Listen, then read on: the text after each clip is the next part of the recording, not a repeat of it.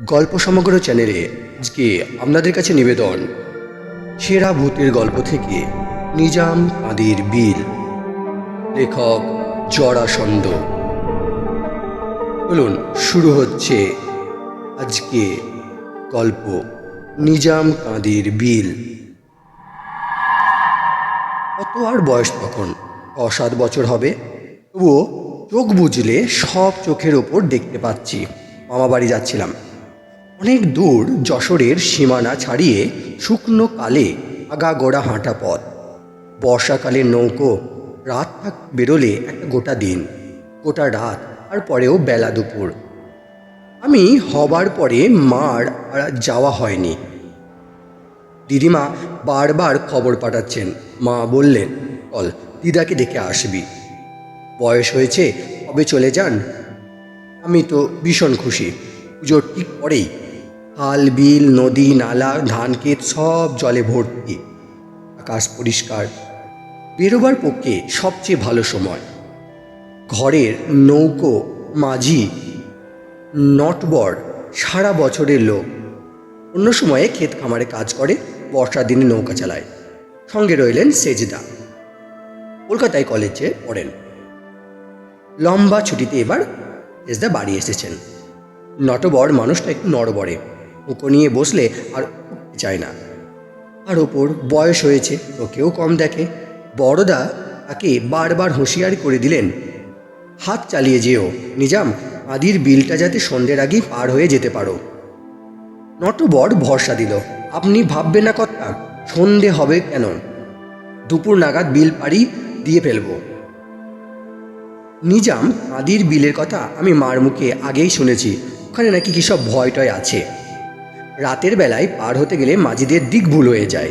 সারা রাত ঘুরে বেড়ায়, অনেক সময় ও পারে আর পৌঁছাতেই পারে না। শোনা যায় এমনি করে কত লোক যে মারা গেছে তার ঠিক নেই। কী যে হয় তাদের কেউ বলতে পারে না। তবে সাহস করে কোনো নৌকোই সন্ধ্যের পর আর বিলের পথ হারায় না। নটবরের আরেকটা গুণ আছে, বেশ খেতে পারে এবং একটু ভালো মন্দ খাবারের দিকে ভীষণ লোভ। একটা বড় খালের ভিতর দিয়ে নৌকা চলছিল তখন। অনেকটা পরপর ভাসালো।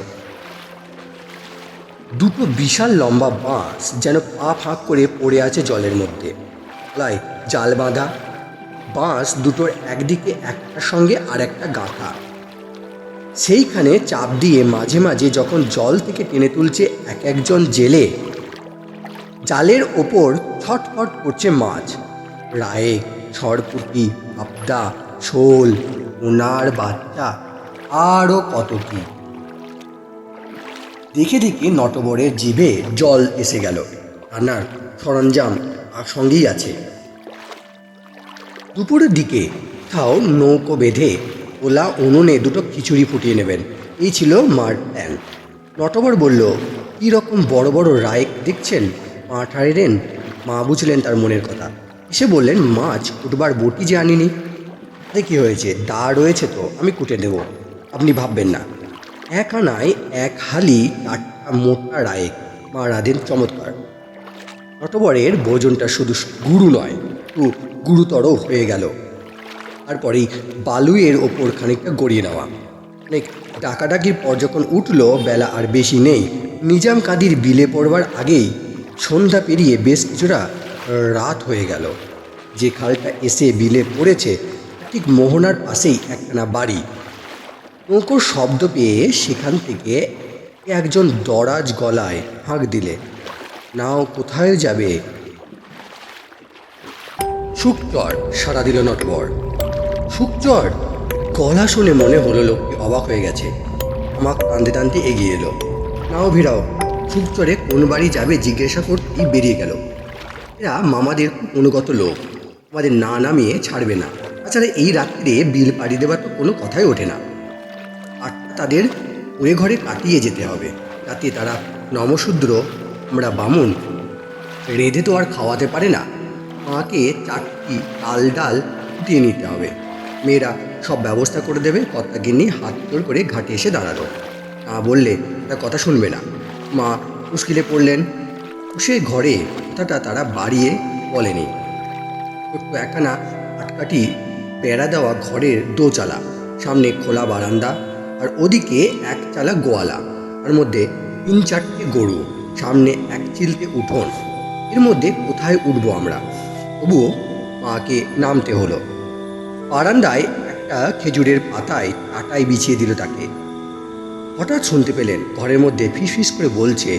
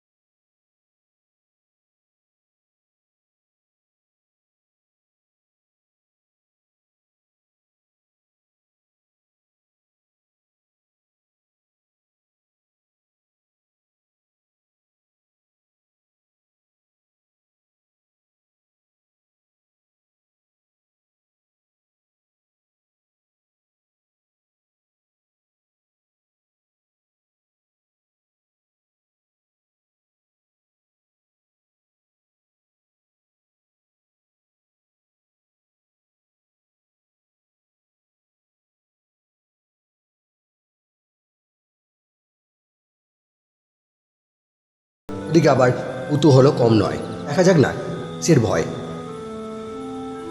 খইয়ের ভেতর মা আর আমি শুয়ে পড়লাম। বাইরে পাতাতনের ওপর শতরঞ্জি বিছিয়ে তেজদাও একটু গড়িয়ে নেবার ব্যবস্থা করলেন। কবির বিল লগই চলবে না, ট্রেনের গলুইতে বইটা হাতে নতবর। যত দূর চোখ যায় জল আর জল, তার ওপর ছড়িয়ে পড়েছে চাঁদনি আলো। ঢেউগুলো মৃদুমন্দ তালে ঘা দিচ্ছে নৌকার তলায়। এই ধক ধক শব্দে আপনি চোখ জুড়িয়ে আসে। কত রাত জানি না, হঠাৎ ঘুম ভেঙে গেল। শেষদার হাঁক ডাকে, ঘুমিয়ে নৌকো চালাচ্ছ? নটবর মিনমিন করে বলল, আগে না কর্তা, একটু ঝিমুনি এসেছিল। ঝিমুনি এসেছিল? চোখে জল নিয়ে নাও। নটবর চোখে জল দিয়ে জোরে জোরে বইটা চালালো। শেষদা একবার এদিক ওদিক ভালো করে দেখে নিয়ে চেঁচিয়ে উঠলেন, কী করেছো? নটবর আকাশ থেকে বলল, কেন, কি হলো? নৌকা ঘুরে যায়নি তো? কী যে বলেন কর্তা? কথাটা হেসে উড়িয়ে দিল নটবর। ঘুরে আবার গেল কখন? আমি তো সোজা সামনের দিকে চলেছি। তা তো চলেছে বুঝলাম, কিন্তু আমরা যখন বেরোই চাঁদটা ছিল বাঁ দিকে, এতক্ষণে ডান দিকে চলে যাবার কথা। বাঁ দিকে রইল কি করে? তা আমি কেমন করে বলবো চাঁদ কোথায় যাবে না যাবে? আমি কি জানি। পরেই ফর্সা হয়ে এলো। ভোরের আলো ফুটে উঠল পূর্ব দিকটায়। শেষদা উঠে ছই ধরে দাঁড়িয়ে বলে উঠলেন, যা বলেছি তাই। ওই তো সেই বাড়িটা। কোন বাড়ি? ওই যে কি মণ্ডল, যেখানে আমরা উঠেছিলাম সন্ধ্যার পর। মা বইয়ের ভিতর থেকে উঁকি মেরে বললেন, ও মা, তাই তো। লোকজনের আওয়াজ পেয়ে হারান মণ্ডল বেরিয়ে পড়েছিল। নৌকো চিনতে পেরে ছুটে এলো ঘাটের ধারে। শেষদার দিকে চেয়ে বলল, ও বেঁচে গেছেন কর্তা। বেরাম্মন বলে তেনারা কোনো ক্ষতি করতে পারেনি, তা না হলে। বাকিটা মনে করি তার গায়ে কাঁটা দিয়ে উঠল।